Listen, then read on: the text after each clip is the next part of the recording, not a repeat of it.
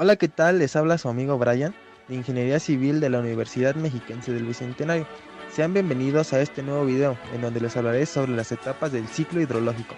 Y es que en verdad, la mayoría de las personas no conoce todas estas etapas, por lo cual me he dado la tarea de explicarlo, mientras en el transcurso del video mostraré una pequeña fotogalería, además de unos videos de corta duración, mostrando los pequeños detalles de una maqueta realizada por un grupo de compañeros de la universidad y yo. Primero que nada, empecemos. ¿Qué es el ciclo hidrológico?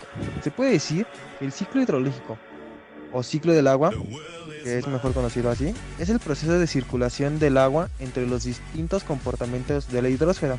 Se trata de un ciclo biogeoquímico en el que hay una intervención mínima de reacciones químicas y el agua solamente se traslada de un lugar a otro y cambia de estado físico.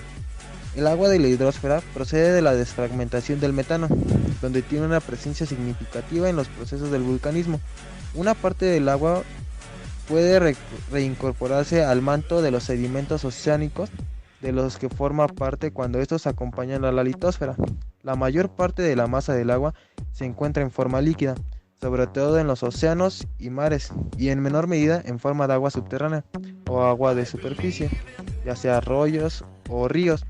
El segundo compartimiento, por su importancia, es el del agua acumulada como hielo, sobre todo en los casquetes glaciares antárticos, con una participación pequeña en los glaciares de montaña, sobre todo de las latitudes altas y medias, de las banquiscas.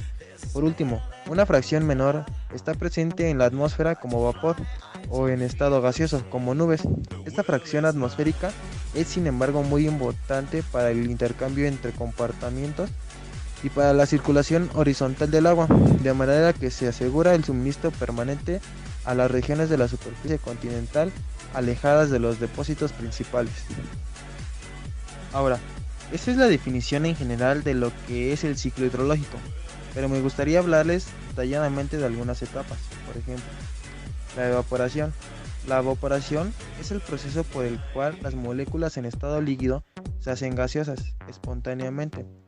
Es lo opuesto a la condensación. Generalmente, la evaporación puede verse por la desaparición gradual del líquido cuando se expone a un volumen significativo de gas. La evaporación es una parte esencial de este ciclo hidrológico. La energía solar provoca la evaporación del agua de los océanos, lagos, humedad del suelo y otras fuentes del agua.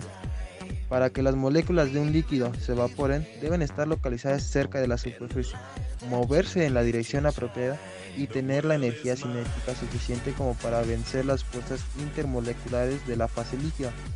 Solo una pequeña proporción de las moléculas cumplen con estos criterios, por lo que la tasa de evaporación es limitada, ya que la energía cinética de una molécula es proporcional a su temperatura. La evaporación se produce más rápido conforme la temperatura es más alta.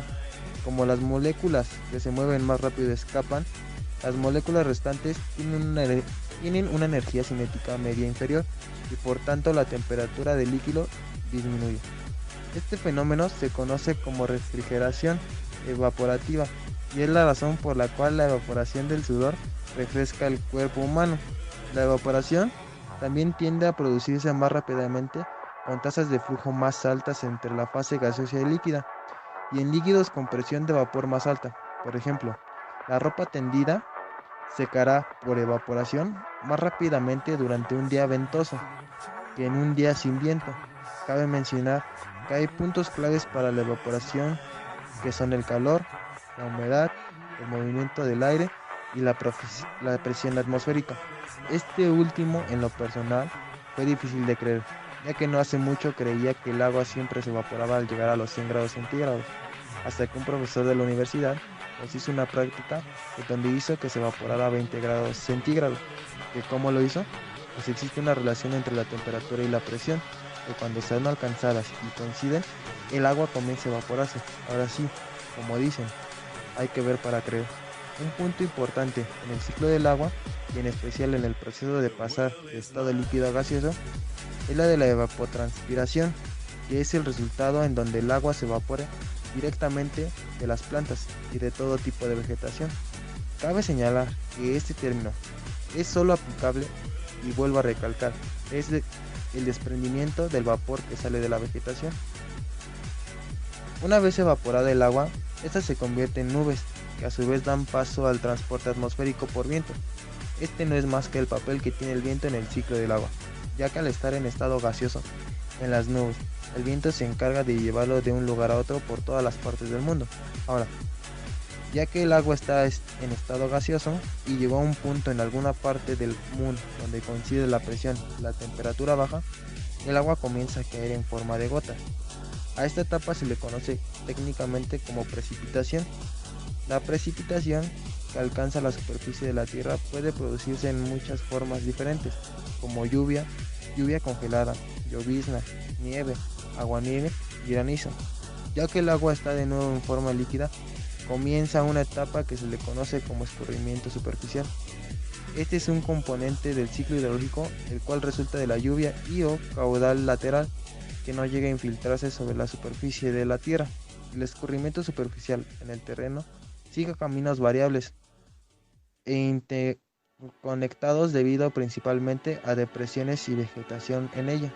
Por lo tanto, no es factible definir un procedimiento puramente determinístico para disimularlo, por lo que se adoptan aproximaciones al fenómeno y se realiza este como una superficie de agua cubriendo uniformemente la superficie del terreno con una lámina delgada. Algo que pasa con este escurrimiento superficial es que no todo se queda en la superficie, lo cual da lugar a la infiltración del agua y al flujo subterráneo. Esta se define como el proceso por el cual el agua de la superficie de la Tierra entra en el suelo. La infiltración está gobernada por dos fuerzas, la de la gravedad y la de la acción capilar. Los poros muy pequeños empujan el agua por la acción capilar, además de contra la fuerza de la gravedad. La tasa de infiltración se ve afectada por características del suelo, como la facilidad de entrar, la capacidad de almacenaje y la tasa de transmisión por el suelo. En el control de la tasa y capacidad de infiltración desempeñan un papel la textura y estructura del suelo, los tipos de vegetación, el contenido de agua del suelo, la temperatura del suelo y la intensidad de la precipitación.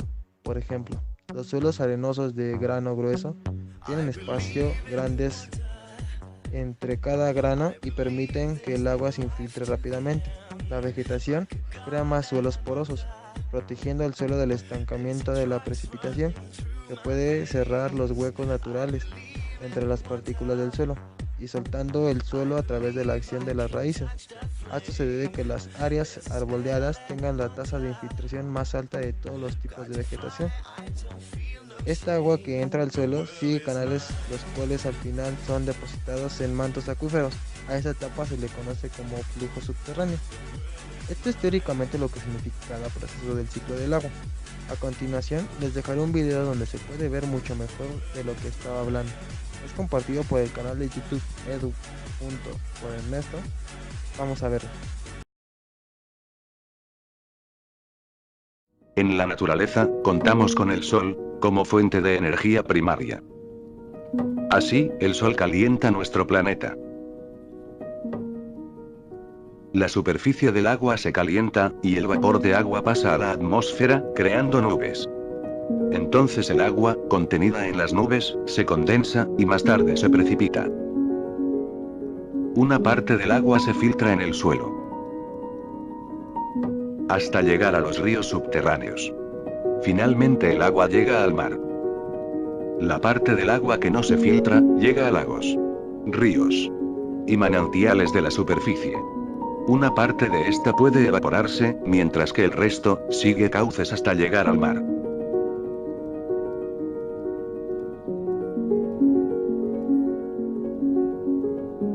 Este ciclo o rueda, se reinicia una y otra vez, en un proceso interminable, que favorece nuestras vidas.